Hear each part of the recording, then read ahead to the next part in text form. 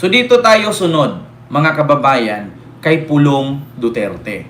Naku, ano ba yung kay Pulong Duterte, Ken? Eto na, mga kababayan. Yung kay Pulong Duterte, mga kababayan, nag-umpisa na ang kalbaryo niya. Kung naalala ninyo, mga kababayan, hinamon niya si Sandro Marcos na humarap sa ICI sa investigasyon dito sa flood control. Pero nung siya na ang pinatawag sa ICI, ang sabi niya wala daw jurisdiction ng ICI magpatawag sa kanya kasi kongresista daw siya. 'Di ba? So ngayon, mga kababayan, hindi siya sumipot, 'di ba? Kung naalala ninyo, wala daw karapatan ng ICI magpatawag kasi pautot lang daw ni Marcos yung ICI. Ito, mga kababayan, ngayon, umpisa na ang kalbaryo ni Pulong. Iimbestigahan na ng Kamara ang flood control project niya na 40 project may kababalaghan. Naku po, ito na si Pulong. Sunod-sunod na to, mga kababayan. Sunod-sunod na ito. Pakinggan ninyo, ha, mga kababayan. Sa distrito ni Davao City Representative Pulong Duterte. Ito, Plano namang paimbestigahan sa Kamara ang mga anomalya umano sa flood control project sa distrito ni Davao City Representative Pulong Duterte. Patay. 8 raw na proyekto roon ang may irregularidad. At live mula sa Kamara na sa frontline. Ano daw? 80 o 4 na po? Ang balitang yan, si Marian and Wait lang, ha, mga Enriquez. kababayan. Ulitin Plano namang paimbestigahan sa Kamara ang mga anomalya umano sa flood control project sa distrito ni Davao City Representative Pulong Duterte.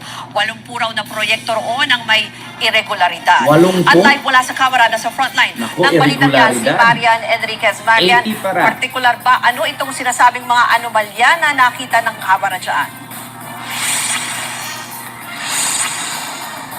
Ruth, base nga doon sa pagsisiyasat ni ACT Teachers Party List Representative Antonio Dino, ilan doon sa mga red flags na nakita niya ay yung pag-overlap ng mga proyekto sa parehong bahagi ng Davao River. Meron Nako. namang tinatawag nga na double funding o yung dalawang kontratang pareho ang halaga at lokasyon na inaward sa magkaibang contractors. Dagdag pa nga Nako. Dino, meron pong 62 contracts na inaward ng walang tukoy at maayos na specifications ng lokasyon at detalye sa mga proyekto na nagkakahalaga po ng 3.44 billion pesos. Patay! Nako, mga kababayan, eto na.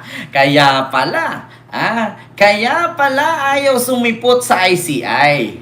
Kasi ang itatanong ng ICI sa kanya, itong 80 project sa Davao City na nagkakahalaga ng 3.4 billion. Nako, napakalaki. 3.34 billion ba?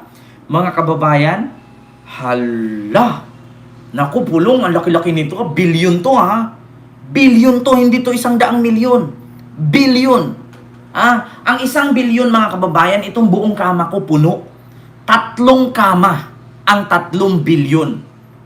Naku po, kaya naman pala. Pag walang may pakitang resibo, paano na? Meron yan, Maria Fipalisok, may resibo yan. Ang problema lang kasi, yung proyekto kasi, may ang nakalagay naman doon, mga kababayan, hindi naman ghost project. Yung 80 ka-proyekto niya, may mga anomalya. So, ibig sabihin, nakatayo, nakalagay. Wala tayong problema doon. Walang ghost project. May nakatayo, may nakalagay. Ang problema lang, mga kababayan, isa ang nakatayo, 2 ang proyekto. Parihong lugar. Halimbawa, ito.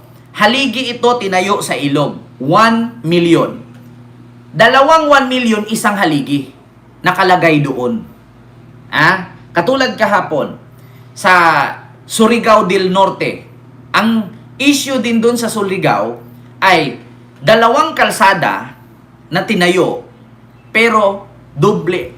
Isa lang actually 2 pondo sa isang kalsada. Same location, same address, same project. 2 ang nakalagay na budget, pero isang kalsada at ang masakit pa dyan, walang nagawa.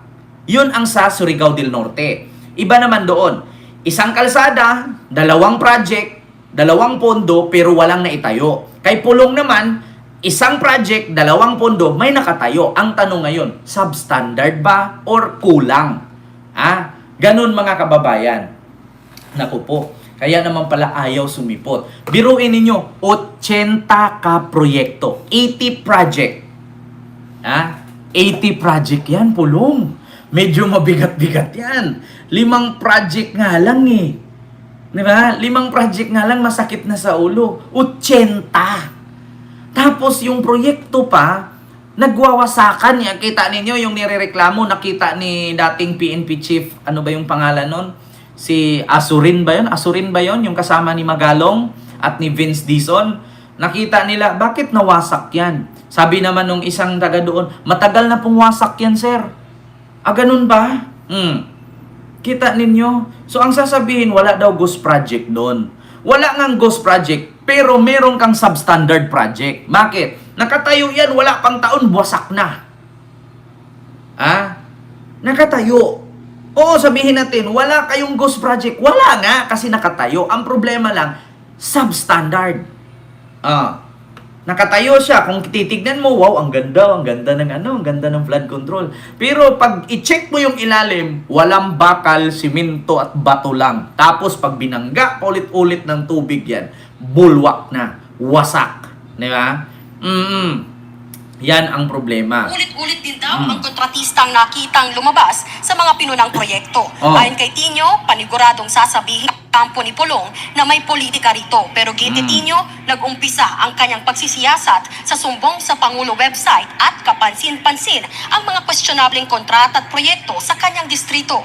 Samantala, kasalukuyan pa rin tinitignan ni Public Accounts Chairman at Bicol's Nako, kita nyo mga kababayan, ito Ayon sa pagsisiyasat ni ACT Teachers Party List Representative Antonio Dino, ilan doon sa mga red flags na nakita niya ay yung pag-overlap ng mga proyekto sa parehong bahagi ng Davao River. Meron namang tinatawag nga na double funding o yung dalawang kontratang pareho ang halaga at lokasyon na diba? Yun mga kababayan, yung proyekto nag-overlap. Yun naman, parihong kontrata, isang lokasyon, pero double funding. Ayan. Yan yun mga kababayan. Masasabi mo talaga, walang ghost. Kasi pag i-check mo ngayon yan, ayun, nakita mo may tulay.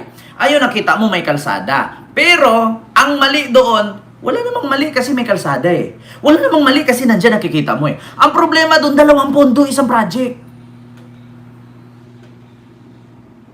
Diba? Yun mga kababayan, masasabi mo talaga walang nakaw. Kasi pag i-check mo ngayon, ayun yung pondo ni ni Pulong project. Ito nakita. Ayun may terrace. Ayun may terrace, may bakal naman siya. Okay naman siya, napinturahan naman. So wala tayong question diyan. Pag i-check mo dun sa resibo, dalawang pondo, isang terrace. Tag 100 million, isang terrace. Magkano bang bakal diyan? 100 million, isang project. Terrace lang. Pero naging 200 million kasi double funding. Yun ang tanong ngayon, mga kababayan. Yung 40 ka project, naging 80 kasi double funding eh. So ngayon, mga kababayan, ang tanong, may corruption ba? Meron talaga. Bakit? Double funding, isang project lang. Asaan yung isang pondo? Kasi double budget, isang project. So, yung isang budget lang nagamit, yung isa, where?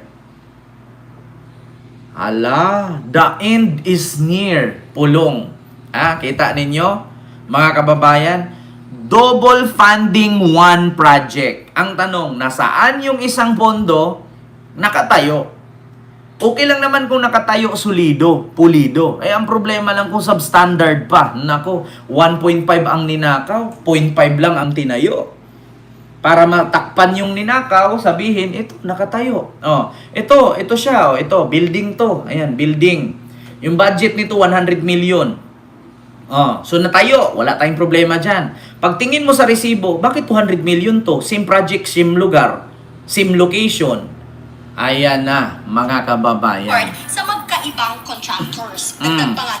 Magkaibang kontraktor pero isang lugar. So nasaan yung pondo ng isang kontraktor? Ano itong plano namang paimbestigahan sa Kamara ang mga anomalya umano sa flood control project sa distrito ni Davao City Representative Pulong Duterte. 80 raw na proyekto roon ang may irregularidad. At live mula sa Kamara na sa frontline ng balitang yan si Marian Enriquez. Irregularidad. Particular ba ano itong sinasabing mga anomalya na nakita ng Kamara dyan? Ruth, base nga doon sa pagsisiyasat ni ACT Teachers Party List Representative Antonio Tino, ilan doon sa mga red flags na nakita niya ay yung pag-overlap ng mga proyekto sa parehong bahagi ng Davao River. Meron namang tinatawag nga na double funding o yung dalawang kontratang pareho ang halaga at lokasyon na inaward sa magkaibang contractors. Nako, ito pa ang masaklap mga kababayan. Halimbawa, ito ballpen, 1 million. Ang presyo niya, 1 million, pero doon sa resibo, 2 million. Dalawang ballpen, isang lokasyon, isang lugar, dalawang kontrata. So yung isang kontraktor noon, wala nang ginawa kasi yung isa, nagawa na. E di lugi yung isa. Yung isa, binulsa, yung isa ginawa. Or else, yung kontraktor doon, no, magkamag-anak lang din sa isang kontraktor. Pinaghatian na lang siguro nila. Nako, double funding, double funding, 2 contractor, 1 location, same project. Naku, mahirap to Pulong. Ganyan. Parang kay Sara Duterte pala yan. Kay Sara Duterte mga kababayan, may red flag siya sa COA. Alam niyo kung bakit? Bumili ng laptop, 200,000 isa. Gaano kamahal na laptop yun? 200,000. Anong gagamitin mo dyan? Mga IT ba kayo? Opisina lang naman ng Vice President yan. Dyan mag-i-encode lang naman kayo. Merong 100,000 na laptop. Predator yun. Yun yung mga ginagamit sa mga gamer, yung mga disco-disco, mga, di ba, mga DJ-DJ. Oo, or else, ang kadalasan ginagamit ngayon, MacBook. No? MacBook Pro. Yung mga magagandang Apple brand. Yun, niwala pa ako na 200,000 yun. Depende sa terabyte. Di ba? Oo, tapos ito pa mga kababayan. Meron pang CCTV. Naku po, yung CCTV. Magkanong isa? 100 million, 100,000. Oo, tapos meron pang binili na bus. No? Yung bus na libreng sakay. Magkano yun? Meron pa mga motorsiklo. Putang inang yan. Motorsiklo, 26 million. Nako. Di ba? May motor pa. At ito pa ang nakakapagtaka. May 10 unit ng Bolt. Anong ginawa ng Bolt sa opisina ng OBP? Anong gagawin nyo dun sa Bolt? Lalagyan nyo pera? Lalagyan nyo dokumento? Bakit ibubolt mo yung documents kung meron ka namang USB? Di ba? Loud 2524 series sa Forsilupo. 'Di ba? Saan ka niyan? Bibili ka ng 10 unit ng Bolt. Anong gagawin mo ng mga Bolt doon lagay ng pera?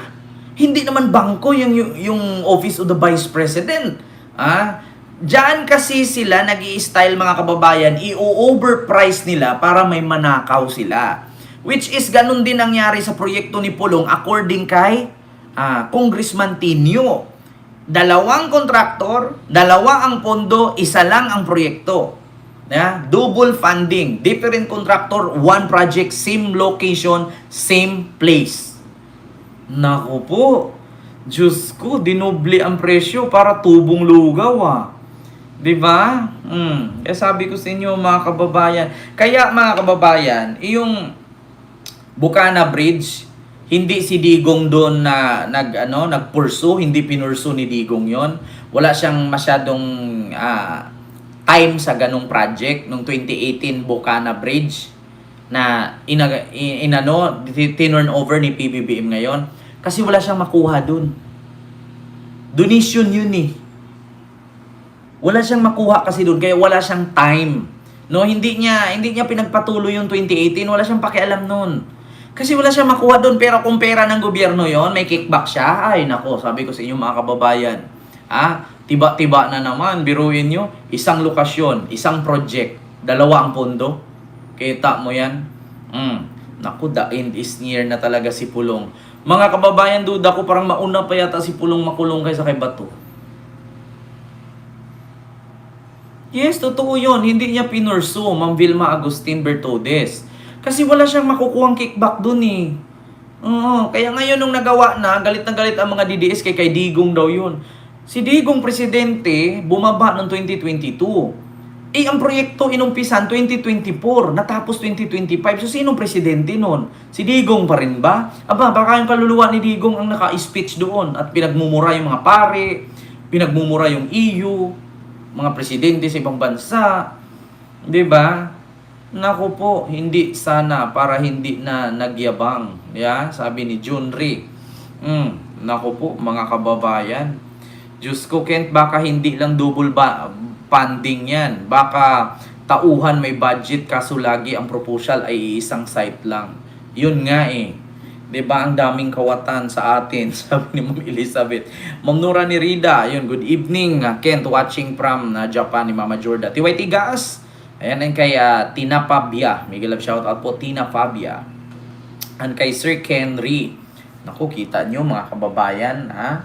Nakita ninyo, Diyos mio Marimar. Oh.